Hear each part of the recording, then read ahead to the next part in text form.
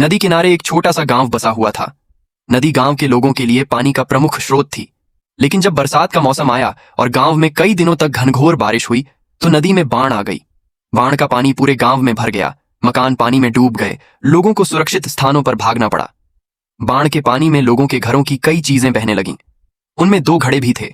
एक पीतल का घड़ा था और एक मिट्टी का। दोनों ही घड़े पानी में खुद को बचाने का प्रयत्न कर रहे थे।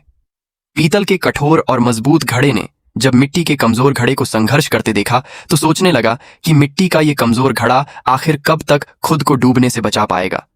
मुझे इसकी सहायता करनी चाहिए। उसने मिट्टी के घड़े से कहा, मित्र सुनो, तुम मिट्टी के बने हुए हो और बहुत कमजोर हो। बाढ़ के इस पानी में तुम अधिक दूर तक नहीं जा पाओगे और डूब जाओगे। मेरी बात मानो और मेरे साथ रहो। मैं तुम्हें डूबने से बचा लूंगा। मिट्टी के घड़े ने पीतल के घड़े को देखा और उत्तर दिया, मित्र, तुम्हारी सहायता के प्रस्ताव के लिए धन्यवाद, लेकिन मेरा तुम्हारे आसपास रहना मेरे सलामती के लिए उचित नहीं है।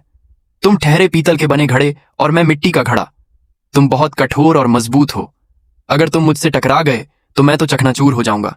इसलिए तुमसे दूर रहने में ही मेरी भलाई है। मैं स्वयं ही खुद को बचाने का प्रयास करता हूं। भगवान ने चाहा तो किसी तरह किनारे तक पहुंच ही जाऊंगा। इतना कहने के बाद मिट्टी का घड़ा दूसरी दिशा में बहने का प्रयत्न करने लगा और धीरे धीरे पानी के बहाव के साथ नदी किनारे पहुंच गया। वहीं दूसरी ओर पीतल का भारी घड़ा भी प्रयत्न करता रहा, लेकिन नदी के पानी के तेज बहाव में खुद को संभाल नहीं पाया।